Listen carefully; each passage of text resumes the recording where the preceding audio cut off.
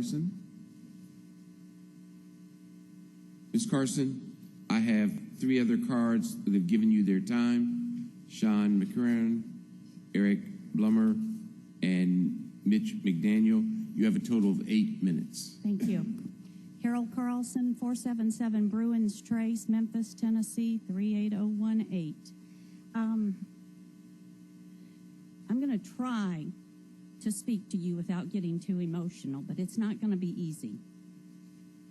I came here this morning planning on talking to you as the mother of a police officer. You've all heard me over the last year tell the story of my son, who is a Memphis police officer, but today I'm here not just as his mother, but as the mother of every police officer on the Memphis Police Department. And you are messing with my kids, and I'm not happy about it.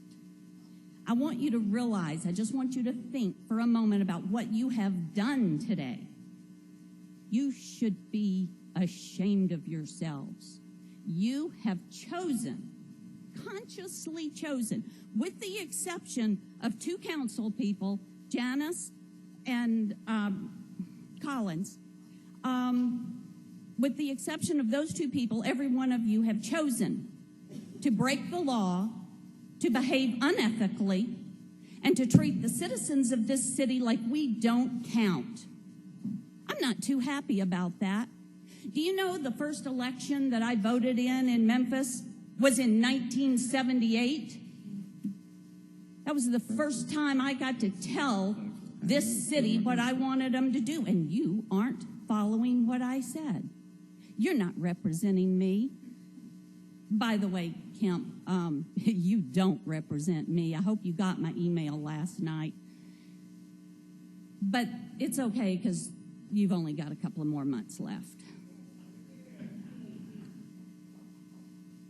I hate to point out the obvious, but what you have done is make a fool of yourselves and a mockery of this building. Not that you're the first to do it, but you've done it at an outstanding level. But it is an election year, and that's what confuses me. I think there's 5 of you that have chosen not to run for re-election here, but several of those, at least 3, are running for a re-election or for election elsewhere. I hope you realize you just put the nail in your coffin, and I will dedicate myself to driving that final nail for each and every one of you. I would have liked to have seen you send a statement to our police officers that you value them, that you acknowledge the work that they do, that you give them enough respect to at least have heard the impasse process and allowed them to work through that. But you chose not to. I am completely confounded. I've known all of you now for over a year, and I really believed that I knew you better than that. Last year, you made excuses. Well, the administration lied to us. I thought we were broke. This year, that doesn't fly. You know where the money is. You've been shown exactly how to accomplish giving admirable raises that included listening to each of these groups and going through that process. You could have funded all of that. You could have funded the pre-65 health insurance. But I'm going to come back to that one in a minute because I'm going to drill that one home so that you don't sleep for the next week. But I am thoroughly ashamed that you have chosen to disrespect our first responders, and that includes our dispatchers. You have chosen to ignore what a week ago you decided to support. You can't even keep your word to yourself. It boggles my mind.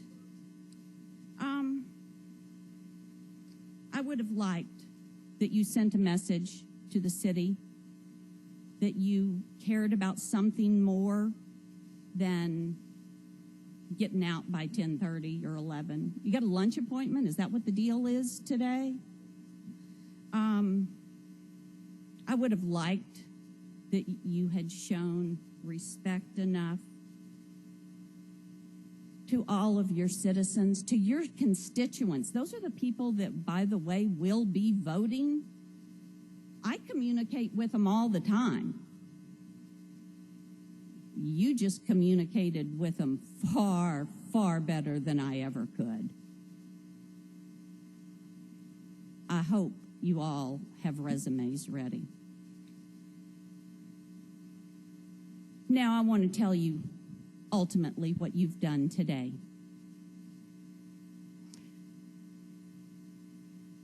You may recall the name Kathy Hurley.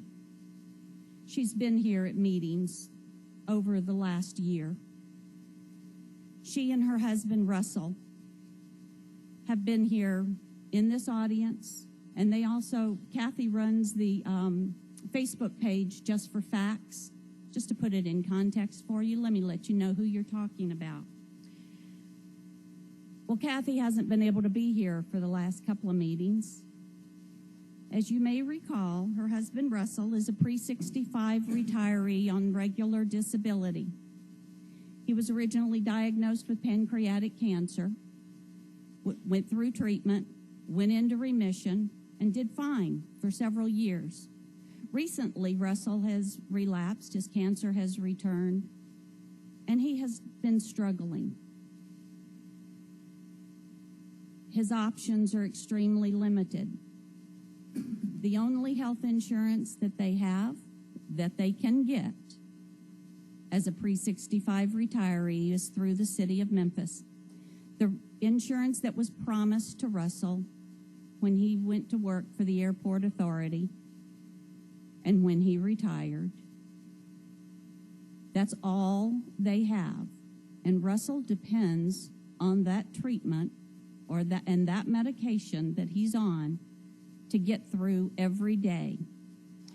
Last night, Kathy posted on Facebook. Some of you may have seen it because I know you follow Just the Facts.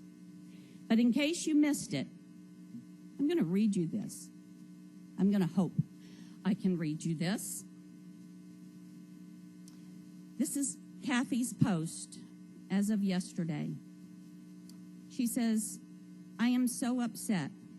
Russell is having a bad day today.